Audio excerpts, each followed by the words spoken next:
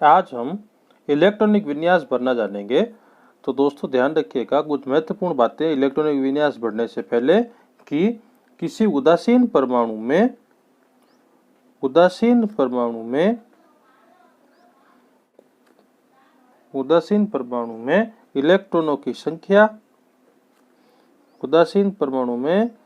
इलेक्ट्रॉनों की संख्या उसके परमाणु क्रमांक के बराबर होती है। जितना उसका परमाणु क्रमांक होगा उसके परमाणु क्रमांक के बराबर होती है। जितना परमाणु क्रमांक होगा उतनी ही उसकी इलेक्ट्रॉनों की संख्या होगी। ठीक है दोस्तों। दूसरी बात ध्यान रखिएगा दोस्तों कि किसी भी कक्ष में, इंपॉर्टेंट है दोस्तों, कई बार सवाल पूछते हैं, किसी भी कक्ष या हम कह सकते हैं मुख्य कोश में कक्षकों की, ध्यान रखिएगा कक्ष को या मुख्य कोश को एक ही बात है, कक्षकों की अधिकतम संख्या n का स्क्वायर होती है। ठीक है दोस्तों। दूसरा ध्यान रखिएगा किसी भी कक्ष में इलेक्ट्रॉनों की अधिकतम संख्या 2n का स्क्वायर होती है। ठीक है दोस्तों। ध्यान रखिएगा यहाँ पर n बराबर क्या है, मुख्य क्वांटम संख्या। और तीसरी बात ध्यान रखिएगा दोस्तों, किसी भी उपकोश में इलेक्ट्रॉनों की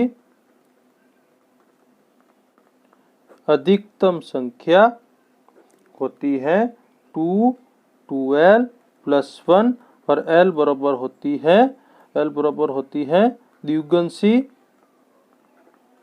द्विगुणसी क्वांटम संख्या।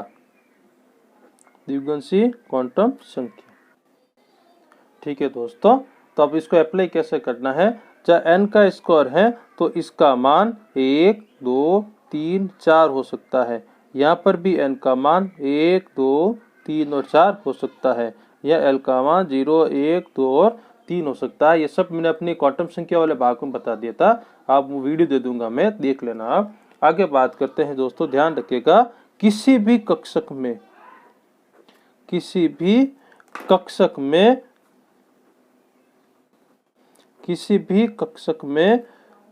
2 से अधिक इलेक्ट्रॉन नहीं आते हैं। किसी भी कक्षक में 2 से अधिक इलेक्ट्रॉन नहीं भरे जाएंगे। अधिकतम 2 इलेक्ट्रॉन भरे जा सकते हैं, नहीं भरे जाएंगे। किसी भी कक्षक में 2 से अधिक इलेक्ट्रॉन नहीं भरे जाएंगे। दूसरा ध्यान रखेंगे दोस्तों, इलेक्ट्रॉन भरते समय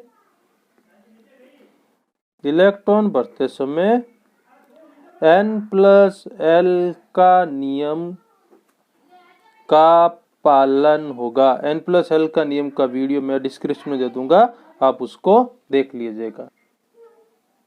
ठीक है दोस्तों।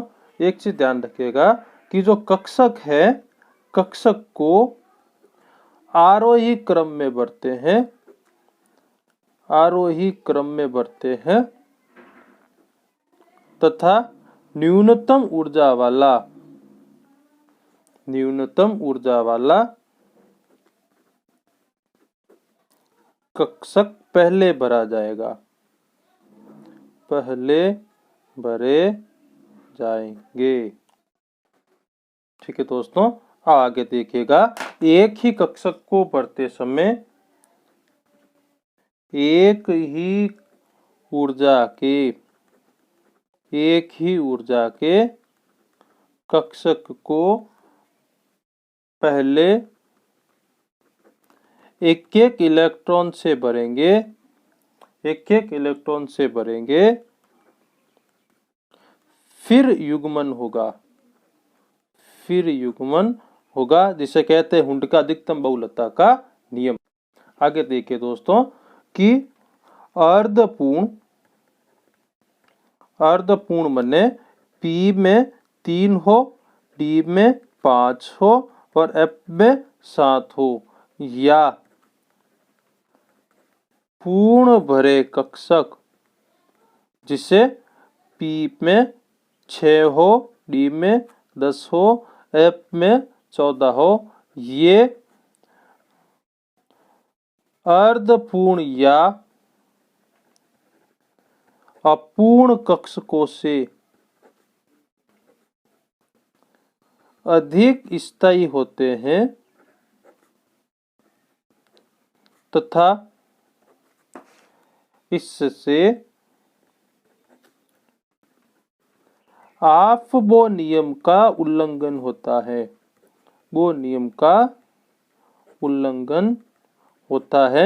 मैं आपको परमाणु क्रमांक बता देता हूं। उदाहरण के लिए जो अपवाद वाले हैं वो है परमाणु क्रमांक 24, 29, 41, 46 और 78। ये वाले अपवाद वाले इलेक्ट्रॉनिक विन्यास है, इसमें वो नियम का उल्लंघन होता है। अब आपको कैसे पढ़ना है वो आपको बताता हूँ। देखिए दोस्तों, तो आपको एक सारणी बनानी है जिसमें SPDF 4 कक्षक होते हैं। S में 1 से लगाकर 8 तक लिखना है। 1s, 2s, 3s, 4s, 5s, 6s, 7s और 8s, ऐसे करके एक सारणी बनानी है। फिर इसमें इलेक्ट्रॉन इस एरो द्वारा पहले 1s में आएगा, फिर 2s में आएगा, फिर 2p 3s में आएगा, फिर 3p 4s में आएगा, फिर 3d 4p 5s में आएगा, फिर 4d 5p 6s में आएगा, फिर 4f 5d 6p 7s में आएगा, फिर 5f 6d 7p 8s में आएगा, फिर 6f 7d में आएगा और अंत में 7f में आएगा। इस तरह से आपको एक सारणी बनानी है। अब मैं आपको भरने का तरीका बताता हूँ। जैसे दोस्तों, आपको हाइड्रोजन में भरना है। तो हाइड्रोजन में एक इलेक्ट्रॉन होता है, तो इलेक्ट्रॉन कहाँ आएगा? 1s में। 1s में अधिकतम कितने इलेक्ट्रॉन आते हैं? 2। तो अपने पास एक ही है, तो कैसे भरेंगे? 1s 1। ध्यान रखिएगा, s में अधिकतम 2 इलेक्ट्रॉन आते हैं, p में अधिकतम 6 इलेक्ट्रॉन आते हैं, 10 में इलेक्ट्रॉन 10 आते हैं और f में अधिकतम 14 आते हैं। और कक्षक भी बता देता हूँ। s में 1 होता है, p में 3 होता है, d में 5 होते हैं और f में 7 होता है। ये मैंने सब बता दी है। आपको वीडियो डिस्क्रिप्शन में लिंक दे दूंगा, आप उसको देख लीजिएगा। हाइड्रोजन के बाद हीलियम। हीलियम में 2 इलेक्ट्रॉन होते हैं, तो 1s में 2 आते हैं, तो कहाँ आएगा? 1s2। ठीक है दोस्तों, आगे बात करते हैं लिथियम की। लिथियम में 3 इलेक्ट्रॉन होते हैं, 2 यहाँ आगे, 1s2। पीछे कितना बचा? एक कहाँ आएगा? 2s में, यह आ जाएगा 2s1। उसके बाद बेरिलियम। बेरिलियम में 4 इलेक्ट्रॉन होते हैं, तो कहाँ आएंगे? सबसे पहले 1s2 में 2 इलेक्ट्रॉन बच गए, कहाँ चला जाएगा? 2s2 में।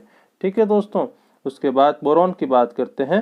बोरॉन में अधिकतम इलेक्ट्रॉन होते हैं 5। सबसे पहले 1s2 में, पीछे कितने बचे? 3, कहाँ आएगा? 2s2 में। उसके बाद कहाँ आएगा? 2p1 में। ठीक है दोस्तों, उसके बाद करते हैं बात कार्बन की। 6 इलेक्ट्रॉन होते हैं, तो कार्बन में सबसे पहले 1s में आएगा, 1s2। उसके बाद 4 इलेक्ट्रॉन बचे, कहाँ आएगा? 2s में, 2s2। उसके बाद कहाँ आएगा? 2p2 में। तो इस तरह से अपने को इलेक्ट्रॉनिक विन्यास भरने हैं। अब मैं आपको अपवाद वाले इलेक्ट्रॉनिक अपवाद वाला इलेक्ट्रॉनिक विन्यास भरते हैं। क्रोमियम 24। तो क्या होगा? सबसे पहले इलेक्ट्रॉन जाएगा 1s2 में, फिर देखिएगा दोस्तों कहाँ जाएगा? 2s2 में, फिर कहाँ जाएगा दोस्तों? 2p6 में, फिर कहाँ जाएगा दोस्तों? 3s2 में, फिर कहाँ जाएगा दोस्तों? 3p6 में, फिर कहाँ जाएगा दोस्तों? 4s2 में, फिर देखिएगा दोस्तों 3d की बात करते हैं। अब आप इलेक्ट्रॉन काउंट कीजिए, कितने आ रहा है? 6 और 4 10, 10 और 2 12, 12 और 6 18, 18 और 2 20। अब इसमें कितने हो रहा है दोस्तों? क्रोमियम कितना होता है? 24। 24 होने पर यहाँ पर कितना आ जाएगा दोस्तों? 4। जब यहाँ पर 4 आएगा तो ये क्या हो जाएगा दोस्तों? ये हो जाएगा अस्थायी हो जाएगा।